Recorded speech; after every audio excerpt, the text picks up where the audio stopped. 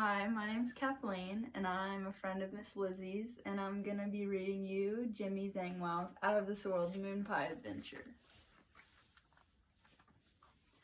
One Tuesday afternoon, Jimmy Zangwow asked his mom, "Can I please have some milk and a moon pie?"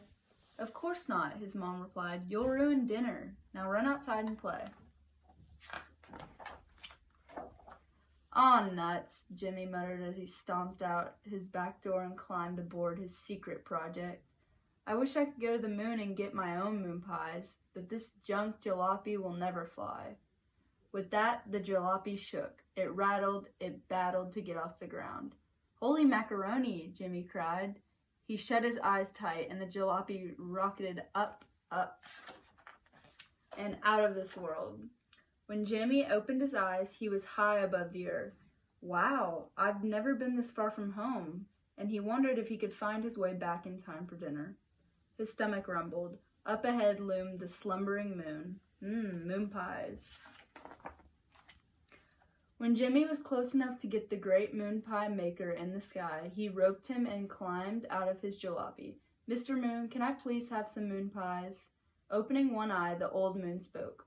"What? You want French fries? Don't have any." "Moon pies," shouted Jimmy.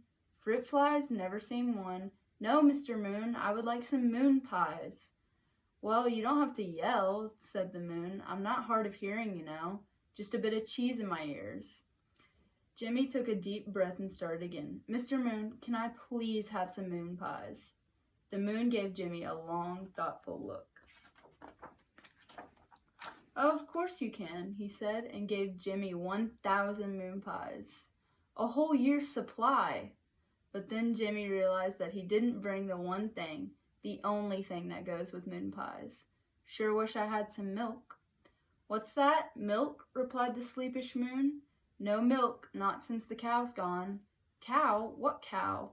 "The cow, you know, the one that jumped over me. Used to fly by all the time delivering milk." "Delivering milk? Where?" Jimmy asked. "Milky Way, of course. The Grimble grinder must have frightened her off. You had best watch out for that one," but Jimmy had already sped off. In the Milky Way, Jimmy found gallons and quarts and pints of milk. He pulled out his net and was scooping up as much frothy stuff he could when he heard the grumble. Rumble, grumble.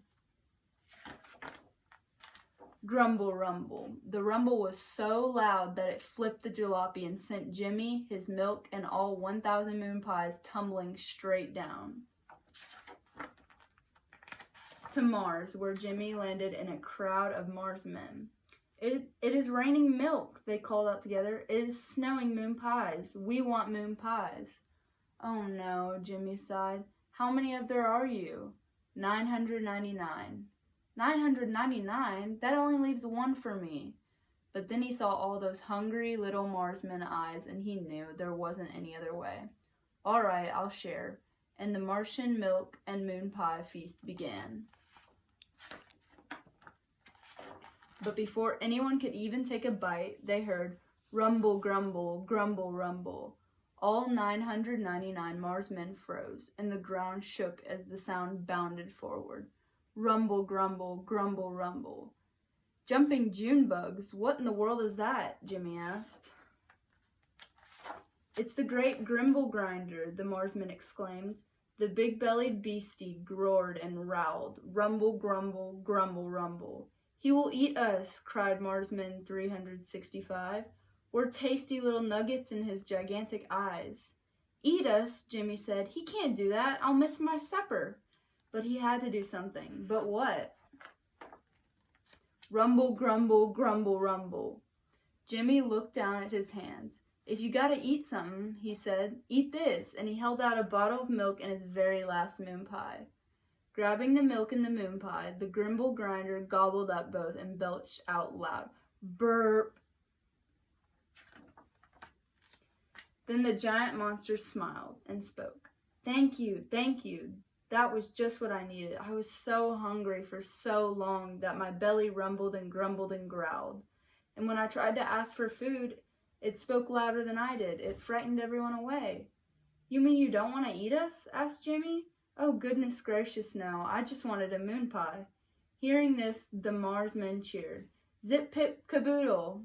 Jimmy Zangwow had saved the day. Zip pip caboodle. But now Jimmy's stomach rumbled. He was starving. He looked at his watch. 6 past. I'm going to be late for dinner. And the jalopy was all crashed up and smashed. I'll never get home in time now, groaned Jimmy. Yes, you will. We will help you, said Marsman 365. And just like that, the Marsmen gathered up all the moon pie wrappers and stitched them together to make a giant moon pie wrapper balloon. Now what? Jimmy asked. To make it work, we need hot air. His watch read 1/4 past. 365 spoke up again. I have an idea. Mr. Grimble, if you could. No problem, but I'll need another moon pie, replied the Grimble. All 999 Marsmen shouted, Take mine! The Grimble Grinder gobbled up every single moon pie. Then he seized the balloon, opened his mouth wide, and burp. He burped so loud that the moon pies blew out of his ears and landed miles away.